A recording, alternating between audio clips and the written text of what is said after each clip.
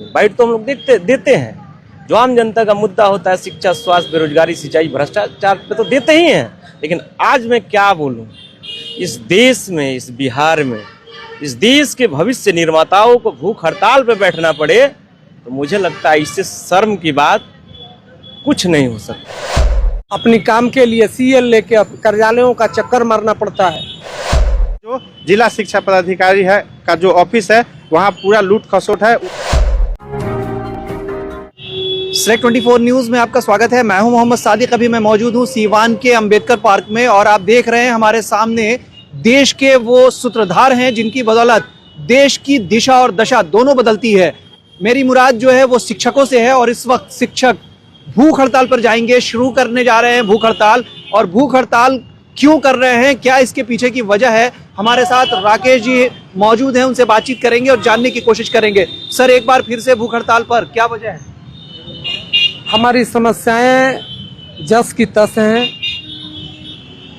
अधिकारी आते हैं, अधिकारी जाते हैं, लेकिन कार्यालय की जो परंपरा है, जो निकम्मेपन और भ्रष्टाचार में जबकि नए अपर मुख्य सचिव ने आते ही वादा किया था कि हम उस कल्चर में बदलाव लाएंगे, लेकिन मुझे नहीं लगता है कि वो बदलाव आया है। आज भी शिक्षकों को अपनी काम के लिए सीएल लेके कार्यालयों का चक्कर मारना पड़ता है। और अब तो स्तर इतना नीचे गिर गया कि जो प्रखंड संसाधन केंद्र हैं वहाँ किसी भी आवेदन का रिसीविंग नहीं दिया जाता है।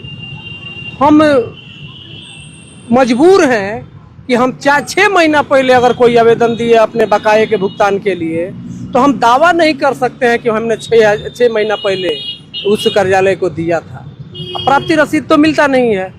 और जब हम जिला ऑफिस आते हैं, जिला कार्यक्रम पदाधिकारी या जिला शिक्षा पदाधिकारी के पास, तो उनके द्वारा कहा जाता है कि आपके द्वारा तो कोई एप्लीकेशन दिया नहीं गया है। अशोक जी, क्या है कार्यक्रम, क्या है आज भूख हड़ताल की शुरुआत तो आप लोगों ने कर दी है। कब तक भूख हड़ताल पर रहेंगे और क्या क्या प्रोग्राम है आज? जब तक सीवान का जो शिक्षा विभाग है हमारी जो मुख्य मांगे हैं उस मांगों को नहीं मानता है तब तक हम लोग भूख हड़ताल पर बने रहेंगे। क्योंकि शिक्षा विभाग जो सीवान का शिक्षा विभाग है उसमें भ्रष्टाचार अपने चरम पे है। जो भी शिक्षक बकाया के लिए यहाँ पर अपना पत्र जमा करते हैं, बिना कट का यहाँ पर काम होना एकदम मुश्किल है। आप देख लीजिए कि हमारे शिक्षक संघ के तरफ से जो डीएलईडी रेगुलर मोड से जो प्रशिक्षित शिक्षक हैं 15, 17 और 16, 18 बैच के, उनको माननीय उच्च न्यायालय के द्वारा आदेश दे दिया गया है कि उनको नोशनल लाभ मिल सकता है बीरमन तिथि से। उसके बावजूद भी डीपीओ साहब यहाँ का इसको नहीं मान रहे हैं। बाकी 6 जिले अलग अलग अपने बिहार में 6 जिलों में दे दिया गया है, उनको बीरमन तिथि से नोशनल लाभ दे दिया गया है।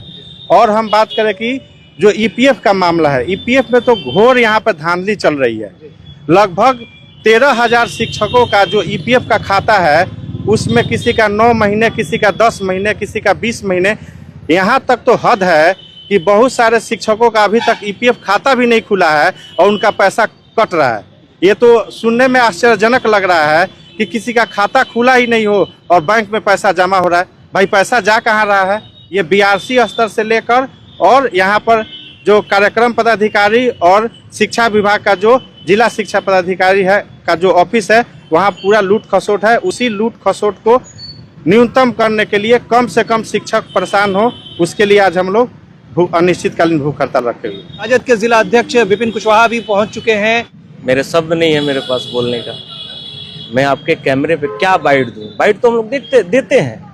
जो आम जनता का मुद्दा होता है शिक्षा, स्वास्थ्य, बेरोजगारी, सिंचाई, भ्रष्टाचार पे तो देते ही हैं। लेकिन आज मैं क्या बोलूं, इस देश में, इस बिहार में, इस देश के भविष्य निर्माताओं को भूख हड़ताल पे बैठना पड़े तो मुझे लगता है इससे शर्म की बात कुछ नहीं हो सकता। जो व्यक्ति अपना पूरा परिवार छोड़ के दूसरे के बच्चों के भविष्य को संवारने में दिन भर लगा रहता है, उसके अलावा इस बिहार के कोई भी योजना हो, बकरी गिनना हो, भैंस गिनना हो, सरकारें किसको लगाती है? टीचर्स को। शौचालय का काउंट करना हो, कौन करेगा? तो टीचर को लगा दो। सबसे सस्ता टीचर ही है हमारे पास। सबसे बड़ी चीज चुनाव, नीचा के पसीना सर पे चढ़ जाता है सर। उस चीज को कोई नेता या कोई जा करके देखे, जो सत्ता में मलाई चाट रहे हैं, एक दिन जा करके बैठ के देखे कि जो शिक्षक आए दिन रोड पे एक्सीडेंट हो रहा है, मानसिक स्थिति से जूझ रहे हैं हमारे शिक्षक, कभी किसी चीज का फ्रस्ट्रेशन, कभी किसी चीज का टेंशन लेकर के इतना ना बोझ लाद दिया गया है उनके ब्रेन पे इतना प्रेशर डाल दिया गया है, रोड में चलते चलते वो लोग गिर जा रहे हैं, चक्कर खा के गिर रहे हैं, किसी को पता लगा किसी की देहांत हो रही है। बहुत दुख है मुझे इस बात का कि मैं उस चीज में शामिल हुआ हूँ जो नहीं होना चाहिए। मेरा पर्सनल राय रहता है इस देश का सबसे ज्यादा बजट जो खर्च होना चाहिए 2 चीजों पे होना चाहिए, डिफेंस सिस्टम और दूसरा एजुकेशन।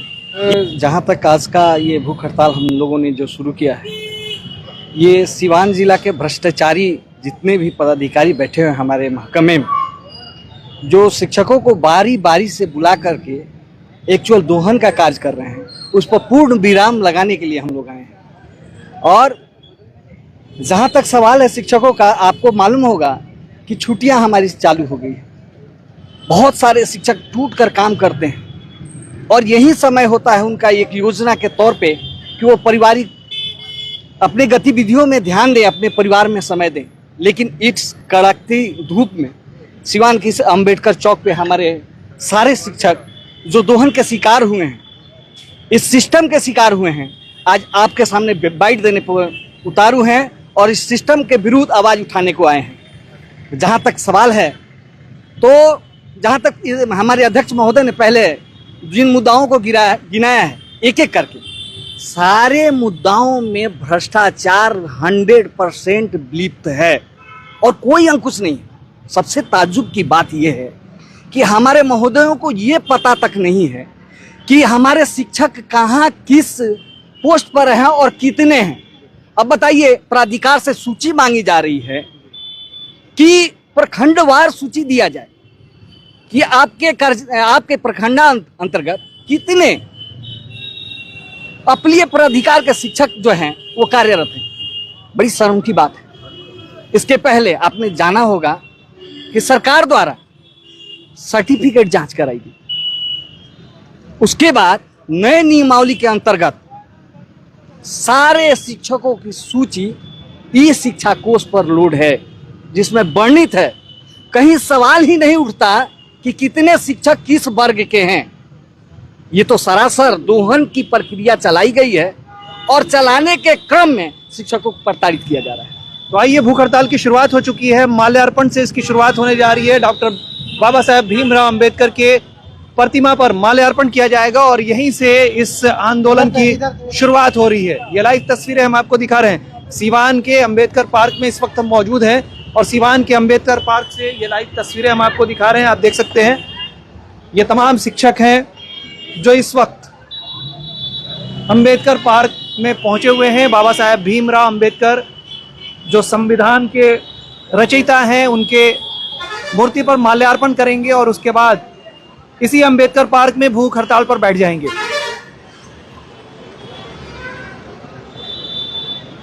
इंजीनियर विपिन कुशवाहा, राजद जिला अध्यक्ष, इन शिक्षकों के साथ राकेश कुमार सिंह जो अध्यक्ष हैं, वो इस वक्त माल्यार्पण कर रहे हैं। आप उनको देख सकते हैं। अशोक कुमार, शहीद चंद्रशेखर की प्रतिमा पर माल्यार्पण करने के लिए